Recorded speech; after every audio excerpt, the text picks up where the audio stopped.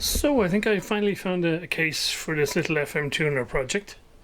It took a while because, well, you know the odd layout of the circuit board. This is a standard 19-inch rack housing.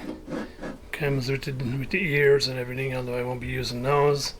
This one has the advantage that all of the individual panels, top and bottom and all the sides, come apart individually. So once I figure out how I'm going to lay the thing out, for instance, I can just remove the base and work on all of these guys out of the case, so I have more access. And then when it's all sorted out, I just bolt it all back into the case. So I'm trying to figure out what's the best way to do it here. There isn't a lot of spare room. So I'm kind of thinking that the AC will come in here at this end and then drive the power supply, and then that'll be hooked up over here. Then the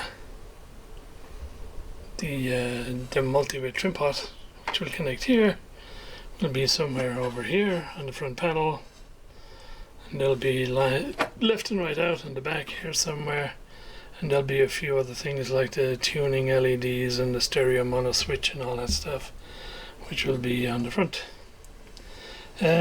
So time to reflect a little bit and see what's the best way to do this, and then see about mounting these circuit boards on the base of the unit here, so we can rig it up for start testing it out.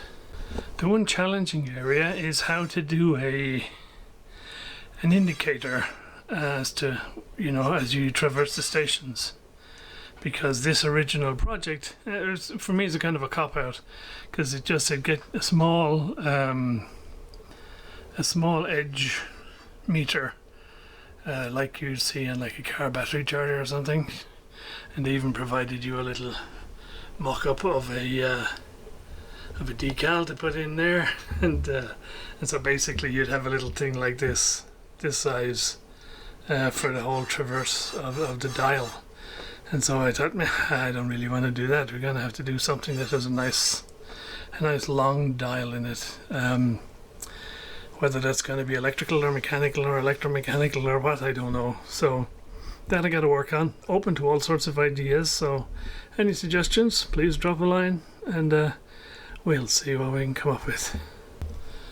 So there we are. I've mounted the main boards onto the base of the enclosure. It needs more support, I think, because these boards are so long and they don't actually have a hole at each corner. The standoffs are just little plastic collars that I 3D printed, and so what I think I'll do is I'll print another little run of them, so that I can support this board in the center here, and in the other corner where there's no support, and also over here there's no support, just to make the thing a little bit more rigid. And I'll just probably tack them on there with a little bit of hot glue, just to provide support for the boards. And about 3/4 of an hour later, here we have loads more standoffs. Yep, the old 3D printer is very handy for stuff like that, I gotta say. So we're nearing mock up our first electric enable. So AC comes in here, transformer wired up to the power supply wired up to the main board. I have just temporarily tagged some LEDs and things for the tuning and the stereo indication. And I'm cheated a little bit because the wires to the tuning control, it says it should be screened cable to avoid hum. But if this works and I have hum, that'll be great. I can fix it. And then no antenna connected yet. And so it basically says power the thing up and check for your 12 volts, which is over here on this little test point. And then check for the reference frequency of 10.7 meg, which is in a test point I've sort of marked over there. So let me see about hooking up AC, and we'll and connecting up maybe the scope, and we'll see where we go. So I did an initial power up. I didn't know how to do it with the camera in my hand, so I powered it up, and my 12 volts is 9 volts, and this series resistor here and the actual voltage regulator on the main board get very toasty very quickly. So I measured the current across the fuse here, and it reads 120 milliamps, and the circuit says you put a 100 milliamp fuse in here, so it should be less than 100 milliamps obviously.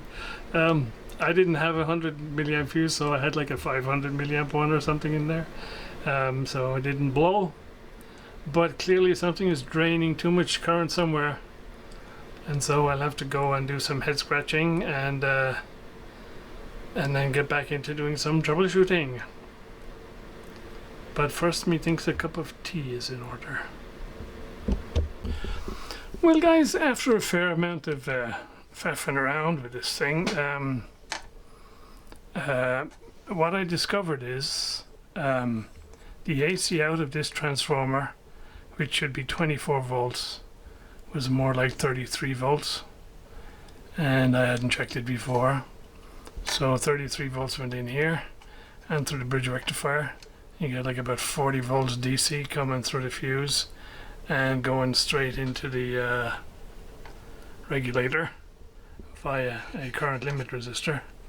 But I think the voltage was too high, and so I think we cooked the on voltage regulator. I can't be sure, but either we cooked it or there's something heavily pulling it down here, because when I fire it up, the on current limit resistor gets very, very toasty, and my 12 volts is actually 6 volts. And I have to drop the AC mains down to about 170 volts to get 24 volts coming out of here. So, not the most accurate of transformers, this. So what's a little frustrating is the power supply has the really simple bit up here for the 12 volts, and then the somewhat more complicated bit for generating the tuning voltage, and this bit all works fine. And this bit is the bit that's not at all well. So yeah, we'll at this stage we'll see if I can get another regulator. I don't know if I'll be able to get another one of these TBA 625Bs, because I think I got this one off of eBay, but I'm sure a 7812 or something would work just fine. And so the next day, what I've done is I decided I need to know, is the 12 volt power supply working or not, because I'm pretty sure it's just been dragged down. So what I did is I cut the track just after the 12 volt line goes out of the regulator, and close enough to 12 volts. I mean, I've probably undercalled with the AC a little bit, so so we have a partial short somewhere in here, which I will now go and see if I can find. Ooh. And let's hope it's not this guy. If it's this guy, project over. We'll wrap it up and have a post-mortem. But let's hope it's not that. Okay, so this is the point where the 12 volts goes into the front end module. The resistance between this point here and ground is about 210 ohms. And so when I disconnect the rest of the circuit from here, the resistance between, if you like, the supply rail and ground goes to about 2K. So I thought, yeah, okay, that's bad news. It looks like it might be this guy here is the problem. So I have since fitted a proper 100 milliamp fuse, and if I power it up like this, i.e. we fuse in, the module front end disconnected, but everything else connected, this little resistor here still cooks itself like crazy.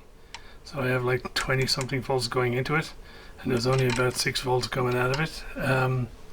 And so I have a feeling that when I initially did that first power up and the AC out of the transformer was way too high, I basically blew this guy.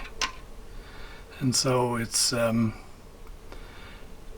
kind of in the circuit, but it's not really functioning properly, or at least I don't think it is, and so I got to replace it. Now I don't have any more of these TBA 625Bs, so I've ordered some more off eBay, but of course they're not exactly a common item.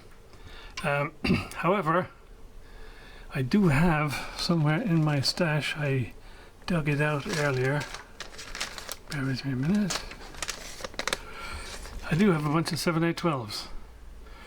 And I'm thinking as a temporary, while I'm waiting for the eBay stuff to arrive, I could just put in one of these 7812s because it can supply more current, it can tolerate a much higher input voltage, and yeah, and I might, just for peace of mind, replace this guy with a 5-watt jobby just so that it can cook away and I don't have to worry about it.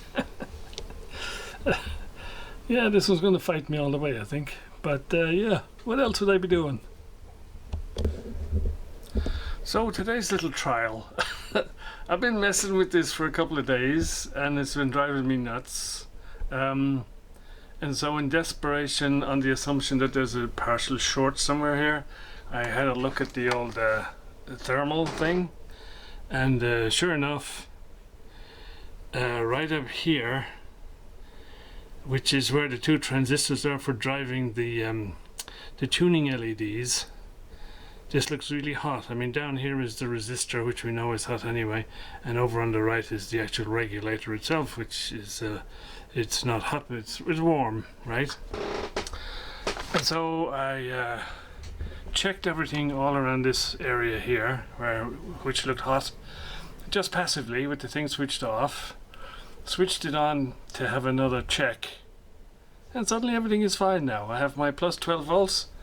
The resistor is not hot anymore, and this LED is lit. The other one is disconnected, so